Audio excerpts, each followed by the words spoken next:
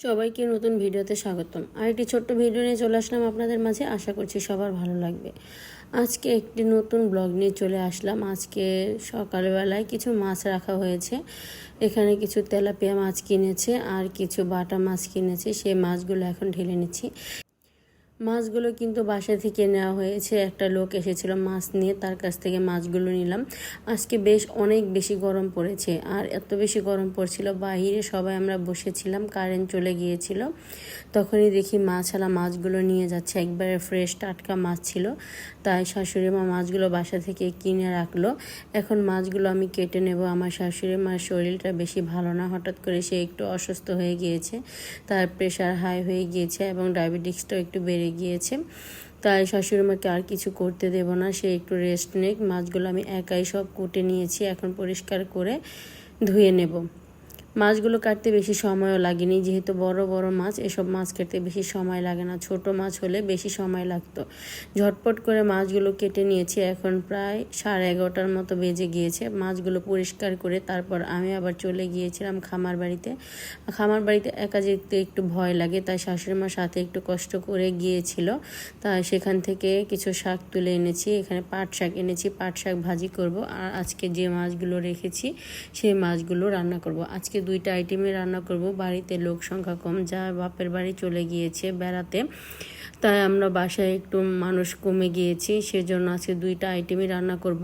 3টাই রান্না করার কথা ছিল, যেহেতু অনেক বেশি ঝামেলা হয়ে গিয়েছে মাছগুলো নিয়ে, তাই আজকে 2টা আইটেমই রান্না করব, যাতে তাড়াতাড়ি রান্না হয়ে যায়।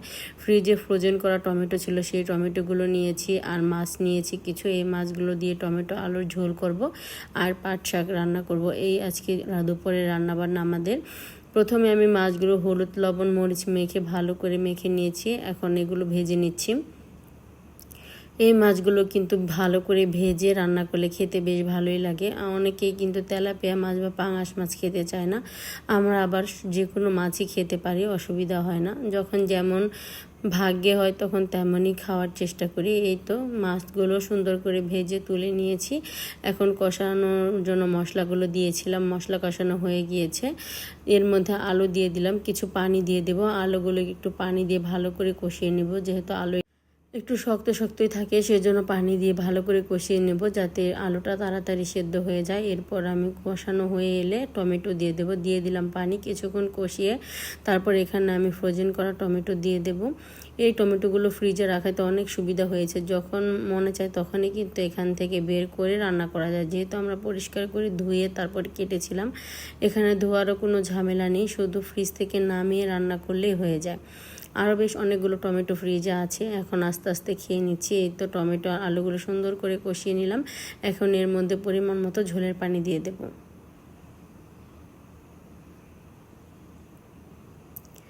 বেশ অনেকগুলো ঝোলের পানি দিয়ে দিলাম, যেহেতু একটা ঝোল ঝোল তরকারি হবে, টমেটো আলুর ঝোল, সেজন্য একটু বেশি করে পানি দিয়ে দিলাম।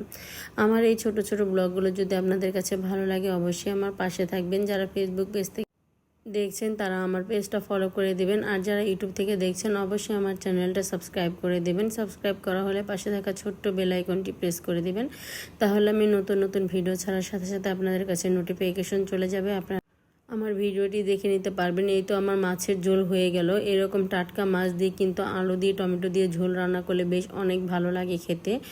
আর গরমের মধ্যে এইসব ঝোলের তরকারি খেতে বেশ, আর টক জাতীয় খাবার কিন্তু গরমের মধ্যেই খেতে বেশি ভালো লাগে। এখানে পাট শাক রান্না করার জন্য অনেকগুলো রসুন দিয়েছি। রসুনগুলো বাদামি কালার হয়ে যাওয়ার পরে এখানে বেশ কিছু পেঁয়াজ দিয়ে দেব। পেঁয়াজগুলো একটু ভালো করে ভেজে তারপর আমি কেটে রাখা শাকগুলো দিয়ে দেব। এই শাকগুলো কিন্তু আজকে সময়ের অভাবে কেটে নিয়েছি, না হলে কিন্তু সবসময় হাত দিয়ে চিকন চিকন করে আমরা কেটে নিই। আজকে সময় ছিল না, তাই বটি দিয়েই তাড়াতাড়ি করে কেটে নিয়েছি, যাতে সময় কম লাগে। আর আজকে একটু চটজলদি রান্না করার চেষ্টা করছি। বেশ অনেক গরম পড়ে গিয়েছে কিছুদিন যাবৎ, কিন্তু একেবারে বৃষ্টি হচ্ছে না। গরমে কিন্তু মাথা নষ্ট হয়ে যাচ্ছে সবার, তাই একটু তাড়াতাড়ি করে রান্না করছি, যাতে আগুনের পার থেকে চলে যাওয়া যায়। এই তো রান্নাবান্না আমার শেষ। পাট শাক হতে বেশি সময় লাগে না, সব কিছু ঘরে নিয়ে চলে এসেছি।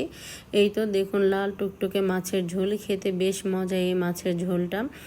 আমরা প্রায় কিন্তু টমেটো আলু দিয়ে মাছের ঝোল করে থাকি টাটকা মাছ আনলে। আর এই তো সবুজ সবুজ করে রান্না করেছি পাট শাক, বেশ মজা হয়েছিল আজকের খাবারটা। আজকে এই পর্যন্ত। সবাই সুস্থ থাকবেন, ভালো থাকবেন। আল্লাহ হাফেজ, আসসালামু আলাইকুম।